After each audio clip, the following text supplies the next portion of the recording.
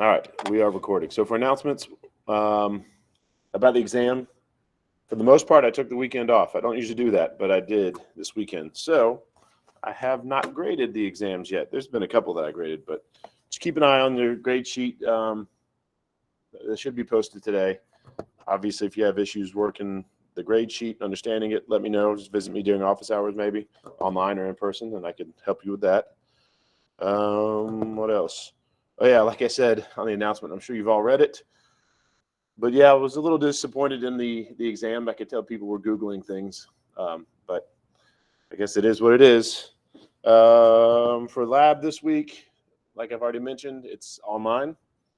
So we will not meet online. We will not meet in person. You just have until Friday to get it done. But I'm definitely here to help you. So my recommendation is, like I said in that post, since you signed up for a class that meets, as far as you knew, it met every Monday or Wednesday for about 2 hours in the afternoon. So you had that scheduled, right? You had that in your mind that you were going to spend that time in the lab. So my recommendation is, since you already have that time dedicated to that, just go ahead and use it. And like I said, I'm here to help. I guess that's it for announcements. It's pretty simple stuff. Any questions? Okay. For attendance, like I said, from now on, it'll have to be questions instead of just the keywords. I am going to keep doing keywords. So for those of you who are online right now, even though you don't have to be, because you're going to have to do those questions, I want to, and for you in person, I want to reward you for being at the live lecture when you don't have to be. So you go ahead and send me an email if you want with the words. That way I'll give you extra credit. So you guys will all get extra credit. You for being here in person, and you guys for being watching this live. So any questions about that? All right, then. Can you hear us today? I see Cordone said something, but I can't hear. Oh, okay. So what I'll do, sometimes I've noticed that when I turn on the PowerPoint, sometimes I can hear you. So let's hope that happens this time. Anyway, here we go. We're jumping back into chapter 13, which is all about evolution. Well, I guess what help if I did this. I should warn you, we're a little bit behind on time, so I'm going to try to kind of go quick, pick up the pace a little bit. So if ever I'm going a little bit too fast for you, slow me down, let me know. Yeah, that's it. Anyway, back to evolution. We were talking about Darwin, right? We haven't even really got into what evolution is yet. First, we talked about the diversity of life and how you need to know, from species to to domain, and domain to species. And we talked about taxonomy and the Linnaeus system. And I won't go over that because we already have, but if you have questions, let me know. Then we started talking about Charles Darwin, because he's probably one of the more famous people when you think of evolution. We talked about his journey, about how he went around the world and how he saw all these different species and all these different fossils. And he was noticing similarities between living species and dead species, extinct species. And he was witnessing things around the world. And because of this, he started to think, hey, maybe the world is older than 6,000 years old. Maybe we all have a common descendant, right? So he went on these trips. He got back. That's where we left off, I believe. Well, we already talked about this. We talked about how he read a book by Charles Lyell, and he came, again, starting to think, well, maybe the Earth is older than 6,000 years old. When he got back to England, he wasn't done. It's not like he said, oh, that was a fun trip, I'm all done. No, he actually started thinking about stuff and working on stuff. He was looking at all of his journals and all the stuff that he collected, and he got to work. He discussed his works with his colleagues. He concluded that the present-day species that he saw, or that we all see, are descendants of ancient ancestors, which they still resemble in some ways. So remember, this is a pretty new idea. Now, granted, I did mention the fact that Lamarck also had a similar idea. He kind of proposed that evolution happens, but his mechanism of how it happened was wrong. And you can watch the last video if you have questions about that, or ask me. He also proposed or concluded that over time, the difference is gradually accumulated by a process he called descent with modification. I'm not sure if you're going to need to know that for the exam, but when I use that term, that's what you know what I mean now. We're basically talking about evolution. We're saying, basically think about your family tree, right? You probably look a lot like your parents, or maybe you look a lot like your parents. And you probably look a little bit less like your grandparents, and a little bit less than your great-grandparents, and even less than your great-great-grandparents, right? Because the farther you get away from your original ancestor, whichever one we're talking about, there's going to be more differences, right? Now, granted, that's not evolution that I'm discussing necessarily, but it's just an idea of thinking about this idea of descent with modification. That's what's happening with species, right? As species evolve and, over millions of years, as they become new species that are farther removed from their ancestor, right? They become a little bit more different over time. Anyway, here's the big part. He also proposed a mechanism for how life evolves. Because remember, like I said earlier, Lamarck also said life evolves, but he proposed the proper mechanism. And he said it is called, or he called it, natural selection. So you need to know that. You definitely need to know what natural selection is.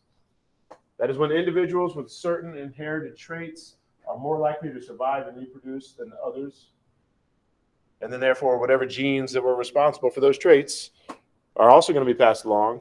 And therefore, we were going to see that particular phenotype more and more in the population. A great example for that is the lab that you guys have already done, the moth lab, right? So at the beginning, there's just a whole lot of light moths. But there was also a few dark-colored moths. And it just so happens that once things got really polluted,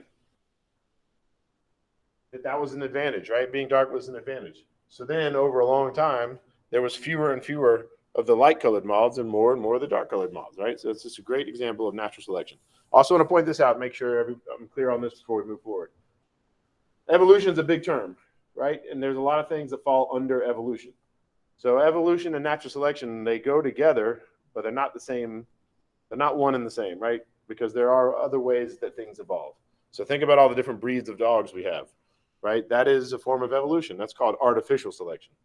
So just keep that in mind, that natural selection is just one of the ways that things evolve. And we're going to talk about the other ways a little bit later. Anyway, any questions so far? Okay. The first word for extra credit attendance, for those of you online, would be coffee. Anyway, upon his return to England, Darwin hypothesized that as descendants of remote ancestors spread into various habitats over millions and millions of years, that natural selection resulted in diverse modifications or evolutionary adaptations that fit them to specific ways of life in their environment. So that's just a long-winded way of saying basically, hey, he figured out natural selection. Any questions? All right, let's really jump into his theory here. Let's dive into it and talk specifics. Darwin's Theory. Your book mentions that he spent 2 decades compiling and writing about the evidence for evolution. So again, this wasn't just like he took a trip around the world and he was like, oh yeah, evolution, natural selection, it's a thing, right? It wasn't that. Like, he worked on it for a long time. The book also points out there's a guy named Alfred Russel Wallace who basically did the same thing in a sense and came to the same conclusions. He was another British naturalist doing field work. Of course, he wasn't going around the world. He was in Indonesia. And you can see here, this is interesting, because if you remember the stuff I was saying, the important stuff I was saying about the Galapagos Islands, where, it was interesting because they were far enough away from the mainland that life couldn't easily, jump back and forth. So whatever was there was kind of unique to that area. But it was also close enough where life could get there occasionally, right? So if it was too far away, there would be no life on it.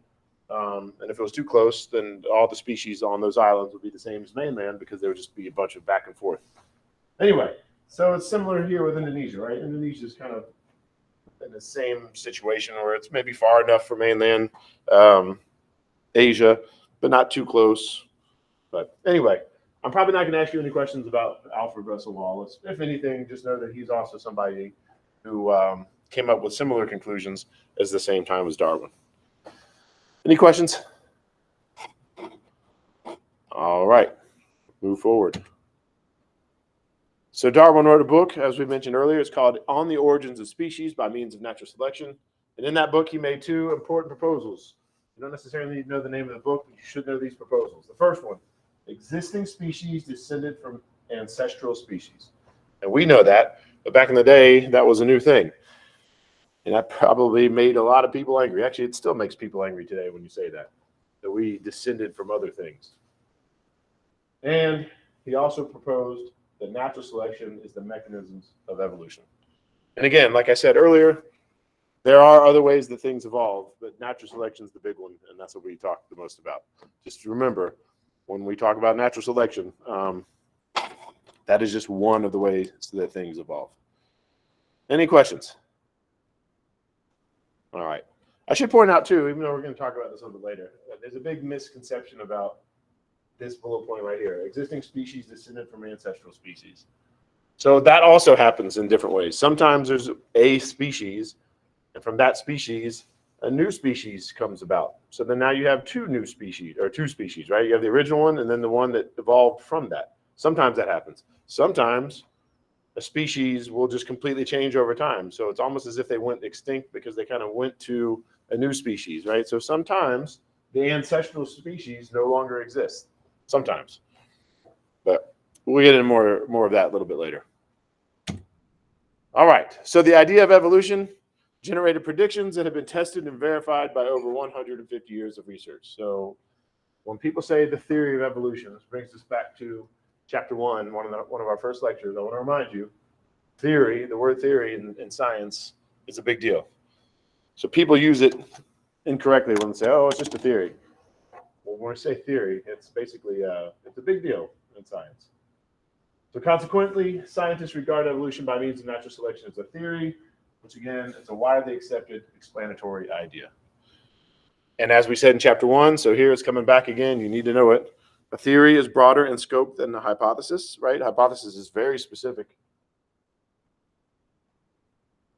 And because it's so broad, it can generate new hypotheses. And it's supported by a large body of evidence, right? So, you know, the thing about the peppered moths that you guys did in lab, he had a hypothesis that dark moths would survive better in polluted environments, right? That was a hypothesis. That was very specific. That hypothesis was based on the larger theory of natural selection. And as a lot of you guys probably have read me, or I probably left this comment on a lot of your labs, I could predict, for example, that in 200 years, the average human is going to be, 3 inches taller than they are now, right? That's a very specific hypothesis or prediction. I'll say hypothesis, actually. Very specific, but it's based off of the theory of evolution. So anyway, are there any questions, especially about this relationship between theory and evolution, theory and hypothesis? All right. So the theory of evolution, again, from your book, it states that living species are descendants of ancestral species and that are different from present day ones. So yeah, same stuff I'm saying. I'm repeating myself again. This is all coming out of your book. Obviously, this could be a good test question, sort of, even though it's kind of a joke. I don't know. Also, do people even do duck face anymore? It's just like 10 years ago. Anyway, if I were to show you this picture and say, which of the scientists we discussed thought this happens? And the answer would be Lamarck. Of course, he didn't say actually anything about duck face, but remember, Lamarck was the one who thought if you use it, that's what you get passed along, so on and so forth. Anyway, any questions about evolution? All right. Now we're getting into the evidence of evolution. And keep in mind, this is a 100 level class, and you guys are not biology majors. And this is just one chapter that covers evolution. So what we're about to do is really gloss over the evidence of evolution. In this building, for biology majors, there's a whole course on evolution, like one entire semester, 4 semester hours long, where all you do is learn about evolution. So, again, keep in mind, everything you're about to learn is just scratching the surface. Anyway, let's talk about this evidence of evolution. Evolution leaves observable signs, right? Obviously, without that, we couldn't really have a theory of evolution because we would have no evidence, we would have no data. But there is.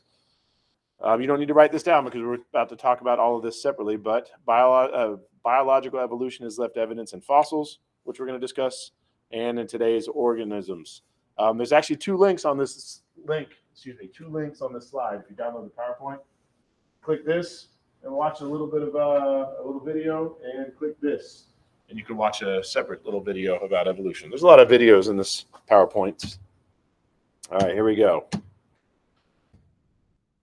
Fossils, that's the first thing we'll talk about. Everybody knows about fossils, right? You know what fossils are. They document the differences between past and present organisms. Well, they do a lot, but that's what we're focused on, right? We've already talked about them earlier when we talked about Darwin's trip around the world and how he collected fossils and how he compared those extinct species to the living species that he was seeing all over the world. You could say, you could look at them and see how they were similar, but also how they were different. Also, fossils provide evidence that species have become extinct, right? We've all seen fossils of the T-Rex, right? We've seen the T-Rex skeleton, but how many of you have ever seen the T-Rex in real life, right? Walking around, eating things, right? It doesn't happen. Why? Because they become extinct, and we have evidence that they existed and have become extinct. I know that sounds ridiculous because you're like, yeah, I know that. Everybody knows that. But some people don't agree with that, right? And there was a point in our history where that was a very controversial thing. Anyway, your book also points out that the soft parts of organisms decay very rapidly, and therefore it's only the hard parts that remain, right? That's why usually when we're talking about fossils, it's usually bones, right? We don't usually find like flesh of a dinosaur, for example, or we don't find flesh of a dinosaur. We're still going to talk a little bit more about fossils, but so far, are there any questions about fossils?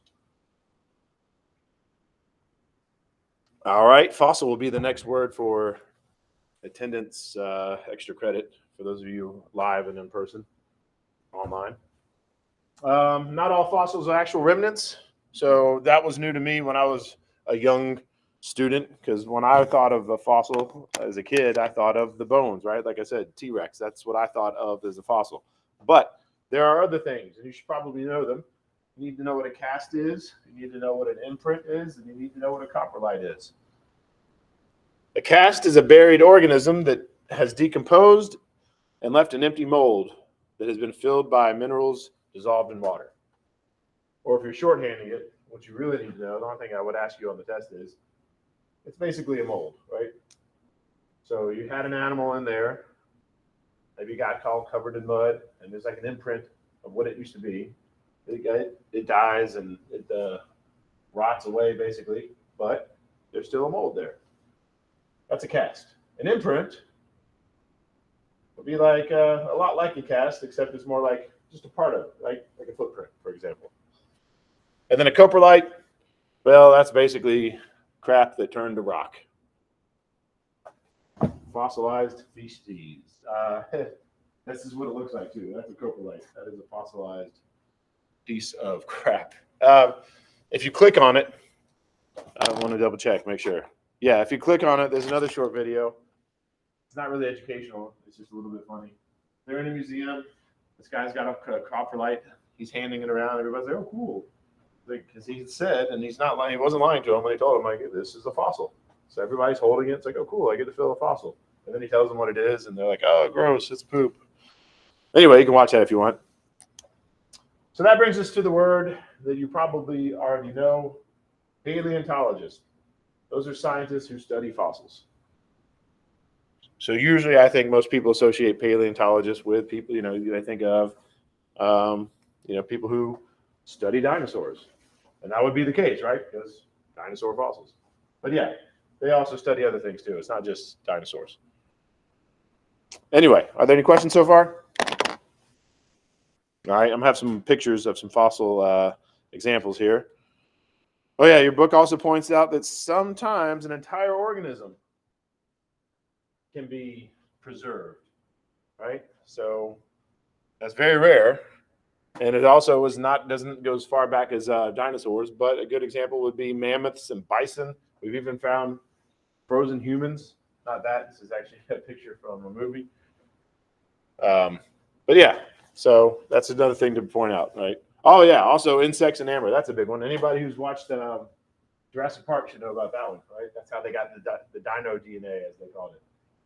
The mosquito had bitten a dinosaur. It landed on a tree. They got covered in sap. That sap turned into amber. It preserved the insect. But yeah. Anyway, are there any questions about this? Pretty simple stuff, right? All right. Moving forward. Here's the picture I was talking about. This is a picture from your book. So these are just different examples. Petrified wood, you can see up there. Here's an imprint, like a footprint, or two of them. There's the insect and amber, like we were talking about. Here's what I think most people think of when I think of fossils, right? Dinosaur bone.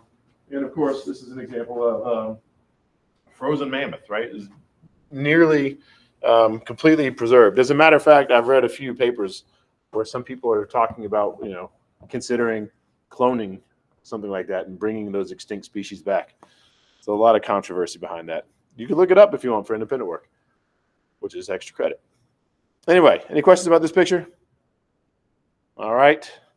The fossil record is the sequence of fossils as they appear in rock layers marking the passage of geological time. So again, this is more, we're still, just to remind you what we're talking about here. Yeah, we're talking about fossils, but the bigger picture is we're talking about evidence of evolution, evidence of natural selection. So I'm sure you guys have all seen pictures like this. I don't even remember where I took it, somewhere off of I-64. But even without being a geologist, right, you can imagine that the land used to be like this, right? Something happened, like a collision or something. Like, for example, the Appalachians used to be the tallest mountains in the world, right? Taller than the Himalayas. Because what happened was Africa hit North America, boom, and then that crashing made the mountains. Anyway, so you can imagine this used to be flat. And even without being a geologist, you could probably think, okay, well, if I find a fossil here, it's probably a lot younger than if I find a fossil here. Which is probably a lot younger than if I find the fossil here, right? You guys can picture that, right? If this is the top and this is the bottom, obviously the newer stuff is going to be on top, right? Common sense. So even again, without being a geologist, you could learn that. And that's how, again, evidence for evolution. You might find a species way down here that you just know is old for many reasons, but in this context, it's old because of where you found it in the fossil record. And you can compare it as you move up and see other species that are increasingly different, right, as you move forward. Yeah, pretty simple stuff. So that's the fossil record. And also it's worth pointing out that a real geologist could actually look at this and probably tell you, like, by the colors and the patterns. Like, oh yeah, that was 350 million years ago, and it was the blah blah blah era, right? People know this, not me, but people. Anyway, any questions about the fossil record? All right. As Darwin acknowledged, the fossil record is incomplete. So that's another big thing. It's like if we use fossil as evidence, a lot of people who are anti-evolution, if you will, one of their biggest arguments is like, well, okay, if we have, how do we go from species A to species C, right? Where did species B go? Like, where's that the missing link, as they often call it? Well, again, this is why, because the fossil record is incomplete. Why is it incomplete? For a few reasons. First of all, many organisms did not live in areas that favor fossilization. So fossilization is actually quite rare. Yes, we keep finding fossils, but it doesn't happen all that often. So that's one thing. Another thing is many fossils were in rocks that were later distorted or destroyed by geological processes. So again, using the Appalachians as an example, that used to be flat. And then Africa crashed into North America. So you can imagine a lot of fossils got destroyed there. Then keep in mind, like I said, the Appalachians used to be the tallest mountains in the world, taller than the present day Himalayas. And it's just been weathered down over millions of years, right? So whatever fossils may have been in there also got weathered down over millions of years. And then, of course, there's this last bullet point, which is that not all fossils are accessible to paleontologists. So I'm sure there's fossils out there right now that we just can't get to. Plus, they're constantly finding new fossils, right? So if someone asks you that question, says, okay, if species C came from species A, then where is species B? Well, maybe the fossil's out there and it just hasn't been found yet. Any questions? All right, I guess the next attendance extra credit word will be blockbuster. That might be, I don't know. Are you guys even old enough? Have you ever seen a blockbuster? Yeah, okay. All I know is I'm getting old, and at certain point, I don't remember how young people are. You guys are about my daughter's age. Anyway, Darwin predicted the existence of. Oh, excuse me. Whoa, I I jumped into it a little bit too much. Here we are at the process of science. And as always, I'm going to skip through it. All right. So we always skip over the process of science because you're not going to be tested on it. And it's generally not important that is information that's important for understanding the rest of the information in the semester. So again, we'll skip over it. I do recommend reading it and letting me know if you have questions. There are questions about it on the study guide. Actually, and also we're going to come back to this. So let me at least say this, even though we're not going to test you on this. Basically, we'll come back to it. Let's just say this. People had hypotheses about where whales came from, like what did they evolve from, and there was a hypothesis that scientists accepted for a really long time. But then, as we're going to talk about a little bit later, as you get more information and we have better tools at our disposal, sometimes scientific hypotheses change. Because remember, that's just a hypothesis. Evolution is the theory, but there's a hypothesis about where the whales came from based on the theory of evolution. Anyway, we're done talking about fossils. Does anybody have any questions about fossils before we move on to homologies? I can't hear. I hope nobody's online trying to say something. I feel so bad if they are because I can't hear. At least you guys are here. So let me ask you this, I guess for you guys. I don't think anyone online can talk, but before we talk about homologies and the evidence of that comes from homologies, does anybody want to guess? Well, first of all, what's that prefix mean? Homo, what's the prefix mean? Same, right. The prefix means same. So any guesses to what homologies might be? I like it. Yeah, you could even almost argue that. Yes, you could argue that. Now it's a different focus. We're going to focus on something else that has to do with the same stuff. That word same, but good guess. Oh yeah, speaking of which, you guys email me for attendance, even though you're here. And when you email me, remind me that you answered a question. Get a little extra credit. Anyway, similarities resulting from common ancestry is known as homology. So when we're talking about the same, we're talking about same something. Very often, and what we're about to talk about, it's usually a similar structure, the same structure. But there's also some other stuff we'll talk about. I wish we had more time. I just read a book last year that I wish I could have as required reading. It's about all the flaws in human evolution. Right? You know, we think we're at the top of we are at the top of the food chain. We're doing pretty good as a species, but evolutionarily, our body and our cells and our genes, they're far from perfect. There's a lot of flaws in our bodies because of evolution, but we don't have time to talk about it. Anyway, characteristics in ancestral organisms altered over time as descendants face different environmental conditions. Again, this is just saying that we all descended from a common species, right? So you would expect if you look at an ancestral species, there's going to be a lot of similarities between species A and its ancestor. And of course, the farther you get away, like I was talking about with your grandparents and your great-grandparents and your great-great-grandparents, think about that same thing here, right? You've got the common ancestor of this species, but then go farther back and it's an even more ancient ancestor, and then go even farther back and it's even more ancient ancestor. And the farther you go, obviously, the less similarities you're going to have. Anyway, related species can therefore have characteristics that have the same underlying similarity, yet different functions. So this is a picture of, or can anybody want to guess what this is a picture of? All these little things? Yeah. Yeah, I'm actually, now that I've asked you, I don't know. Yeah, it's either feet or hands, yeah, because it's hands, yeah. Yeah, so point here is, and there's a better picture actually, I'll just show you the better picture. Your book has a better picture that I put in there. Here's another one. Well, that's not from your book. But the point being, we tetrapods, which are things like amphibians, reptiles, mammals, we all do have a common ancestor. So if you go back and look at look at these things, we have similarities, which are called homologies, right? These are homologies. The fact that we both, everything has these two bones in the forearm, whether it's a human or a lizard or a cat or a whale even, or a bat or a frog or a bird, all the tetrapods, they all have those two bones because we all have a common ancestor way back. Anyway, so that's just an example. So again, when you think of homologies, you should think of that, right? You should think of these similarities, these things that we actually have in common with other species because we have a common ancestor. Any questions about that?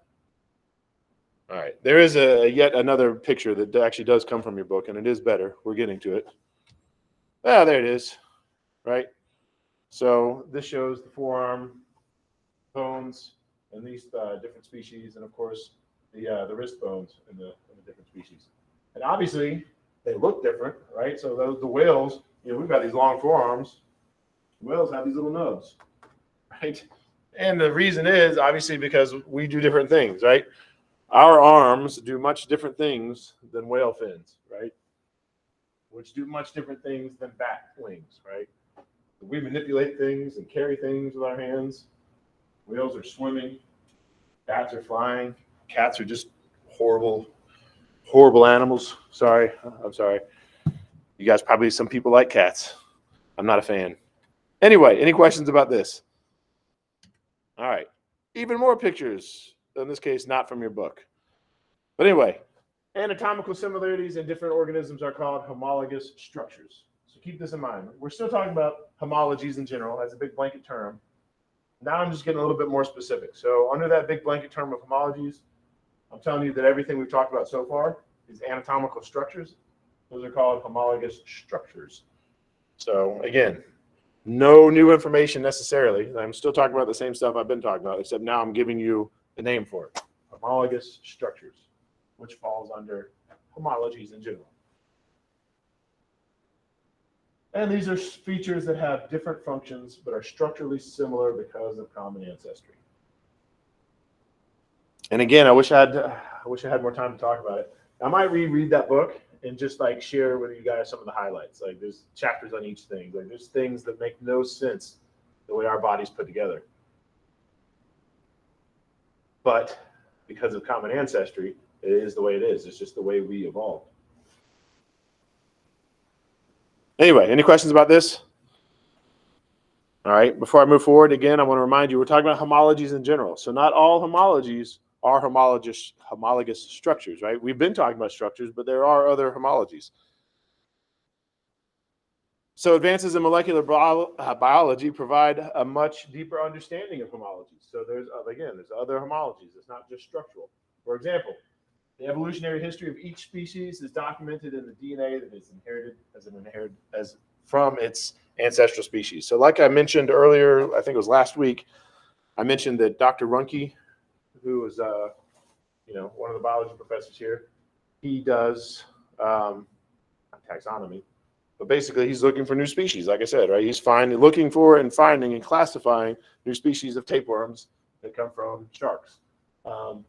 And this is how he does it, because mostly, a lot of tapeworms look the same, but you can look at the genomes and see, the farther you get away from the species, the more different your genes are too. So it's not just your structure is getting different, not just that the species looks different than its ancestor, but you can see it in the DNA as well. And obviously genes are instructions on how to build proteins.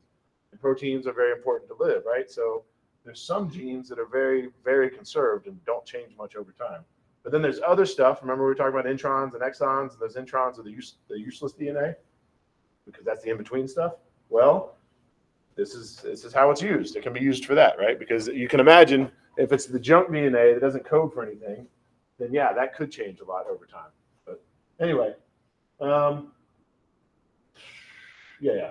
So again, if you look at the genome, you can see they're very similar or they're less similar. You can tell basically how far back their ancestors go chronologically.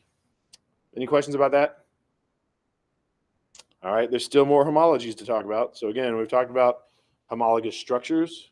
We talked about DNA.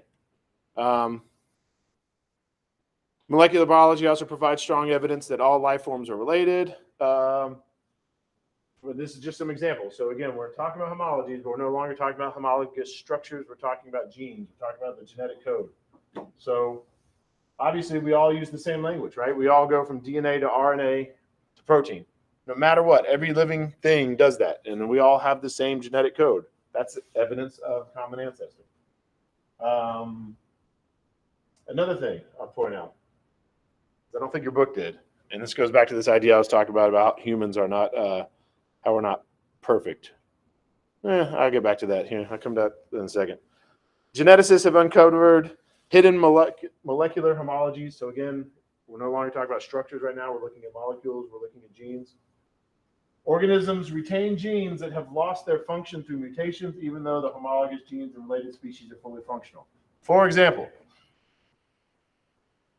you guys and me, all humans, we cannot make our own vitamin C, right? That's why you have to eat things like citrus, right? Because we need vitamin C. It's important. We would die without it. But we can't make our own. But here's what you might not know. Nearly every mammal on Earth can make their own vitamin C. So just humans and other primates, we're the only mammals, for the most part, that cannot make our own vitamin C. And to me, that's such strong evidence for evolution. Because not only do we say that we have a common ancestor with primates, right? So that makes sense there. But not only that, but you in your genes have the gene necessary to make vitamin C. And I know that sounds weird because I'm telling you we can't make our own vitamin C, but to me the most interesting part is we have the gene to do it. It's just that our gene is broken, right? So in our genome, we have the gene that codes for the proteins, probably an enzyme, that allows us to make vitamin C, but it's a broken gene, so therefore we can't produce vitamin C. But to me, the interesting thing is, think about that. That is proof that obviously we used to be able to do it, right? Somewhere down the ancestral line, we used to be able to do it. Yet we still retain the gene. So I try not to get, let me think about my words carefully here. If you were to create a human from scratch, try to make it perfect, then probably there would be no need to give it a broken gene, right? Why even have the vitamin C gene in your genome if it doesn't work? And as a matter of fact, maybe one day, because of natural selection, it will be gone from our genes.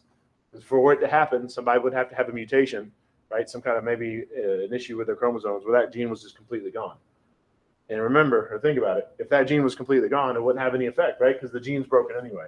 So if that were to happen by chance, then maybe humans would eventually not have the gene.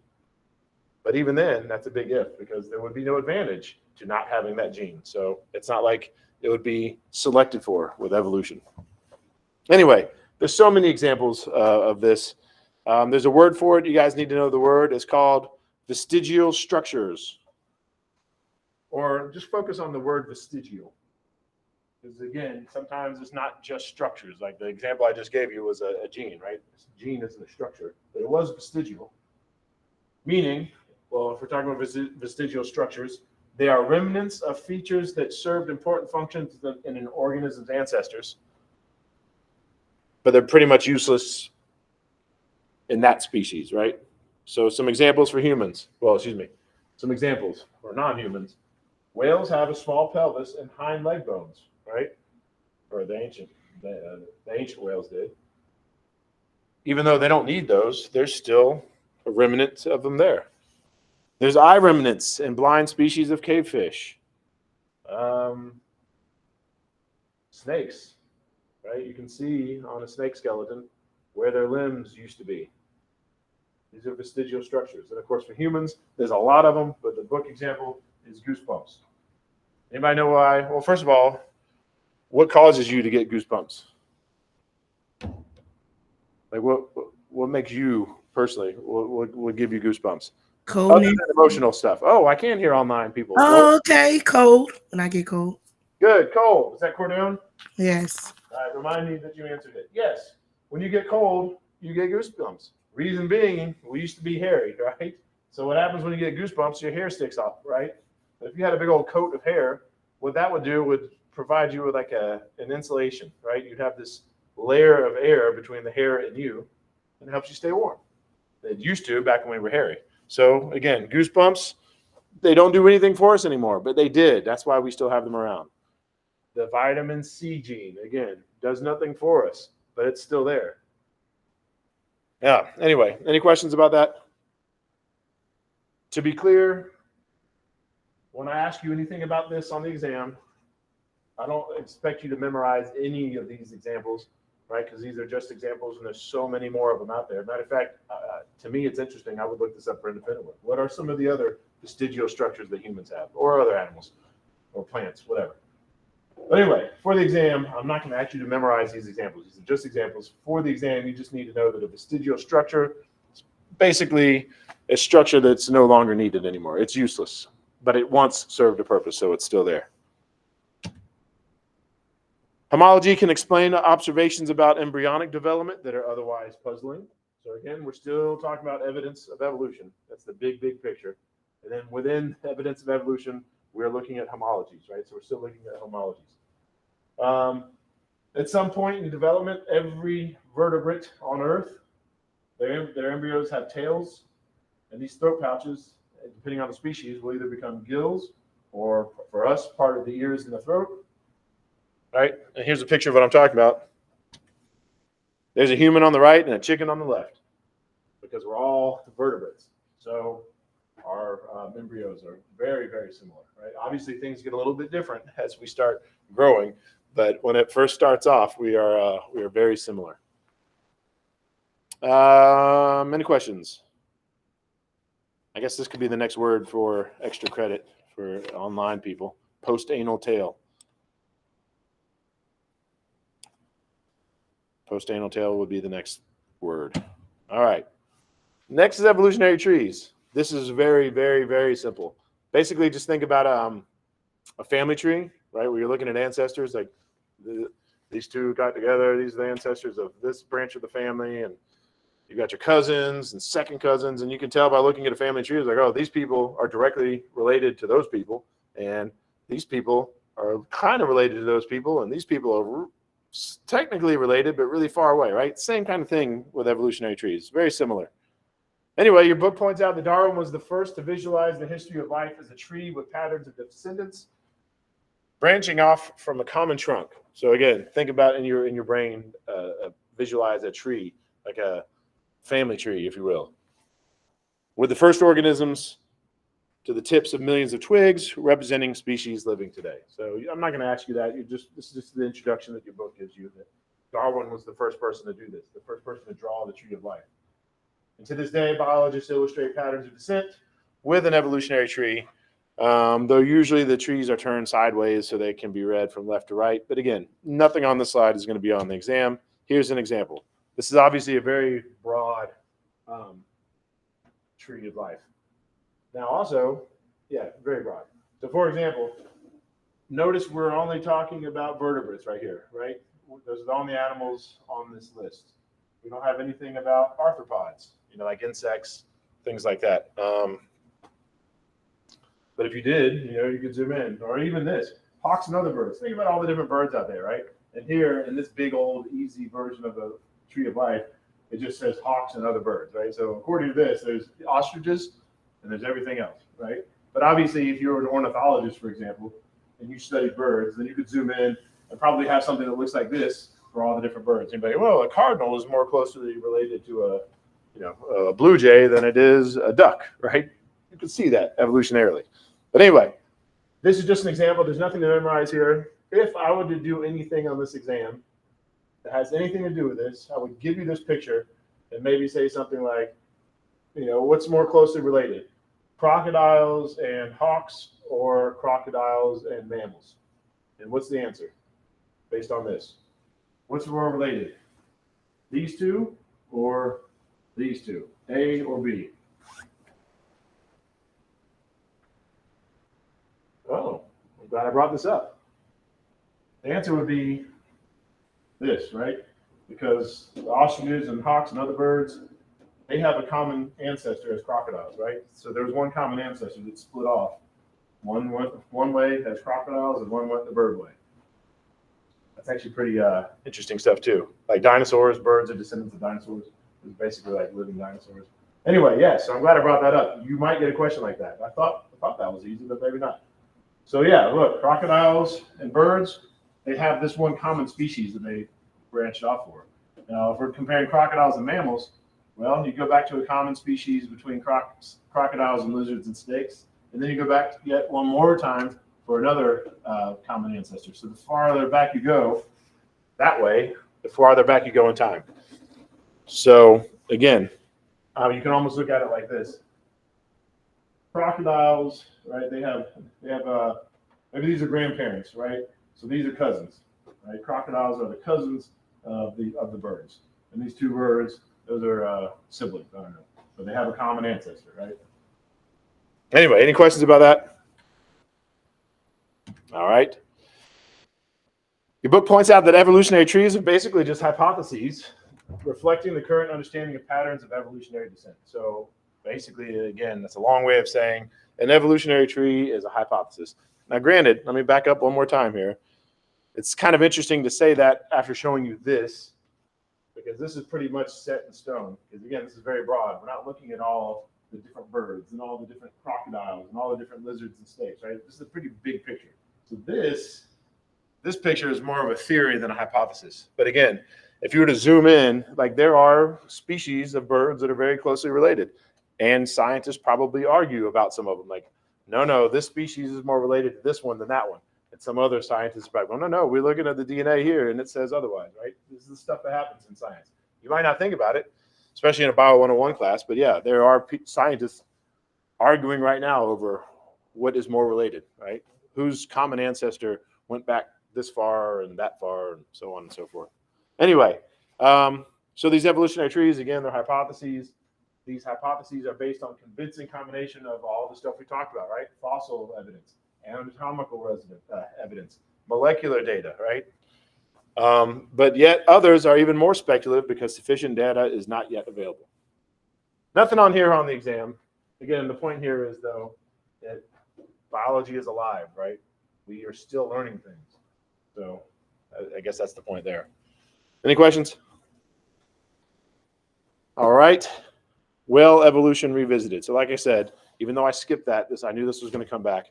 I'm still not going to get into any of these questions on the exam, so I can still kind of skip forward.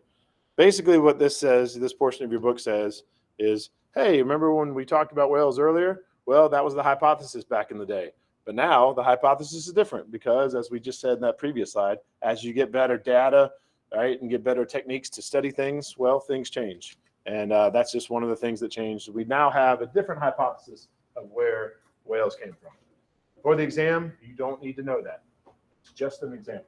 Of course, on the study guide, I think there are questions about it, but not on the exam.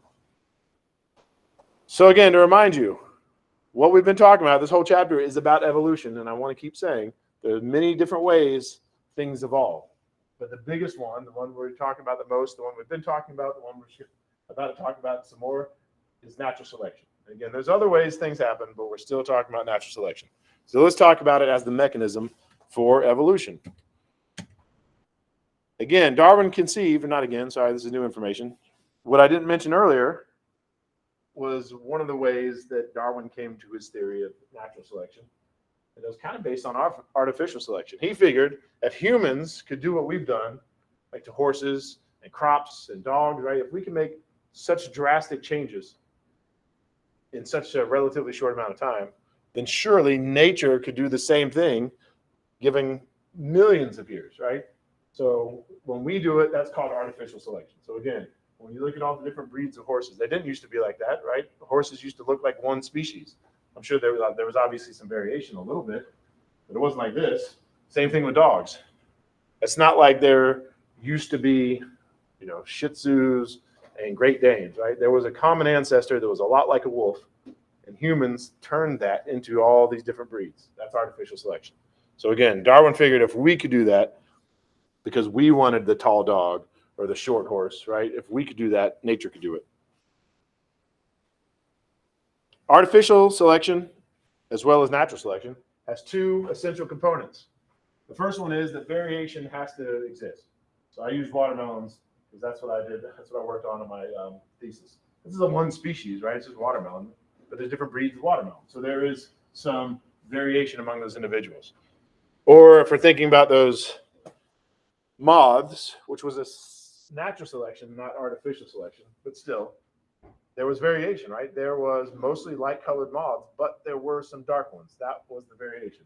And the other thing here is that there has to be hereditability, right? So not only is there variation, but it has to be something that can be passed along. So in that case, those dark moths, they weren't dark because they were covered in soot. Remember, they're dark because their genes said, they made them dark. And that's a thing that I think people get confused with that lab, and they say something like, it's the pollution that made them dark, and it's not. They weren't covered in soot. They were naturally dark, and everything around them was covered in soot, and that's what gave them an advantage. And again, that's the hereditability. Because if a light-colored moth, got covered in soot, it too would be able to survive longer, right? Because it would be camouflaged. However, it's just covered in soot, and that's not transmissible, right? That's not a transmissible trait. Any questions about that slide? And again, it's technically talking about artificial selection, but the same can be said about natural selection. You need to know that. You have to have variation, and that variation has to be able to be passed down. Darwin knew that individuals and natural populations have small but measurable differences. He knew that. He knew that there was variability. He saw that. He went around the world. He studied things. He looked at fossils. But what he didn't know was the forces that were determined which individuals became the breeding stock for the next generation. So again, with artificial selection, we know who determines that. It's humans. Humans want a sweeter tomato. So they're like, all right, we've got a bunch of tomato plants, but that one and that one, those produce some really sweet tomatoes. So let's breed those two plants for the next generation. And they just did that over and over again, right? Those were humans making the decision in artificial selection, but he didn't know what was happening with natural selection.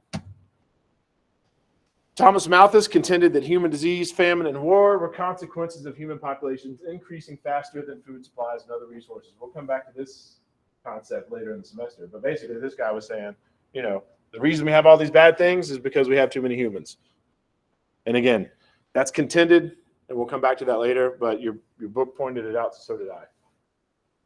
Darwin applied this idea to populations of plant and animals, reasoning that resources for any given environment are limited, and that's true.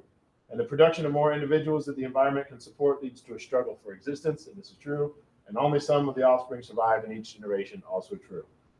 Now, for humans, we're kind of out of touch with this, right? Because we kind of control our own destiny. But anyway, that's where we'll cut off. Yeah, we'll be back on Wednesday. I'll be online for office hours if you need me. Keep an eye on the spreadsheet. I'll be posting grades for the exams as soon as I can. Maybe one last word for attendance extra credit, I guess. How about Thomas? Thomas is the last word for the extra credit people online. And you guys will just automatically get extra credit for being in person. Of course, let me stop recording. For those of you who came in late, you can make up for it by watching the video and answering the questions.